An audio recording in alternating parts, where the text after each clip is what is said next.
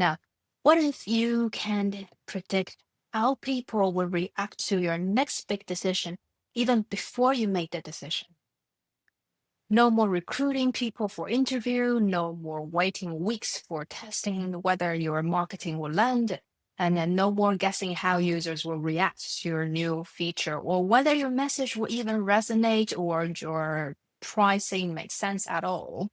What if you could just ask AI to simulate thousands of your customers' reactions overnight and for a fraction of the cost? And that's what has been sold to you right now. In the last 18 months, there is an emerging industry of exactly this. And if you buy it for anything important, I think you're about to make one of the most expensive mistakes in 2025 and 26. Hey, I'm Jean. I study the gap between what is being sold about AI and what's actually happening. So, let me explain what we are actually talking about here. Synthetic user. Synthetic user is just a fancy way of saying AI pretending to be real humans. And instead of going out and talking to your actual audience, you feed an AI with some demographic information like age, income, interest, location, gender, whatever that you can think of. And then you ask it questions. For example, would you click on this ad? Or, hey, tell me what you think of this message? Or, how would you react to this policy change? Does this landing page makes you want to sign up? Or does this checkout button makes you want to buy more? The AI generates a response as if it were that person. And the platform selling this, saying that you can do it at scale, meaning simulating thousands of reactions in just within a few hours. That's the promise. Instant focus group, instant feedback, no real junior required. Sounds amazing, right? Because that means no more recruiting people for an interview. No more sitting through some awkward conversations where your customers basically rumbling off topic. Or no more waiting for 6 weeks and we're spending like 5 digits just to figure out what your customers actually want. So instead, that you can just ask AI to pretend to be your customers, thousands of them. So let me show you what's actually being pitched. In just the last year or so, this whole industry of a synthetic user platforms has popped up. So here's what they're promising. One platform says that they create millions of AI agents trained on customer behaviors, and they can get to 86% accuracy, results in hours. Another one offers what they call the live personnel that you can interview in real life, interview an AI as a replacement of your customer. What used to take weeks of recruiting and scheduling has become instant conversations. And the third one simulates thousands of interactions and climbs up to 88% of alignment with real human studies. And then with 80% or 90% of cost reduction. Now you can see why this is tempting, especially if you're someone who has spent buckets in user research, in marketing research, just find out what is the right words to phrase to your customer or what is the right pricing to set for you. Now you no longer need to spend weeks or tens of thousands of dollars when you can have your answer by Friday, assuming it's Thursday evening right now. And your team is going to love it too, because no more sitting through interviews where people give you complete irrelevant answers, or no more messing transcripts that nobody wants to analyze.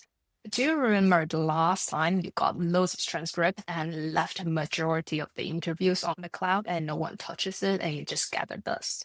And that's exactly what happened in the normal day scenarios. But the dreams go even bigger than that. Imagine testing a campaign before it goes live, pressure testing a new policy before you announce it, or simulating how different audience segments would respond to a price change or a rebrand. All of these with no real world consequences. Actually, researchers at Stanford and Google were already looking at something like this in the last few years. I remember a paper last year. They created a digital village where AI agents develop personality, form relationships, and make decisions that affect each other. And this year, they scaled it to over thousands of agents, each modeled based on real people. So the fantasy is just dump your idea into a pool of simulated humans, see what happens, and then decide whether to commit real resources. If it worked perfectly, it would basically become a crystal ball for any decision that depends on how human reacts. But it doesn't work perfectly, not yet. And the problems show up exactly where you can't afford them. So now, let me walk you through quickly the latest synthetic user research I have found, because this is what the vendors are based their sales pitch on. So the researchers are trying to solve this synthetic user problem, trying to make it more accurate, as close as human beings. For the time being, when you ask AI to rate something like on the scale of 1 to 5, how much would you like this? The answers are weird. AI tends to just pick the middle option or rate everything super positively, as you're aware of. It doesn't look like how a real human would actually respond to an advertisement or a product. So this team came up with a smarter approach. Instead of asking for a simple rating, they have AI to start by explaining what it thinks of it, and then they converted the explanation into scores. They tested this against over 9,000 real people's responses across 57 different survey products, all for personal care products like toothpaste, oral care items, and the kind of those things. And the headline results, their simulated responses match 90% of the reliability of real humans' response. That's impressive, right? 90%. It's super close to what human thinks already. But here's the problem. The 90% accuracy shows up for product on the internet that is absolutely full of options. Like personal care is one of the most reviewed categories online, in forums, in product reviews, in social media. And AI have seen endless human discussions about whether this toothpaste works or that mouthwash tasted weird. The researchers said it themselves. This works because that AI has been exposed to an abundance of human discussions of these categories on its training data. For domains where that background knowledge, however, is sparse or absent, the method wouldn't control valid preferences. So that AI isn't actually learning to understand your audience. It's just pattern matching against millions of existing opinion about stuff that it already knows.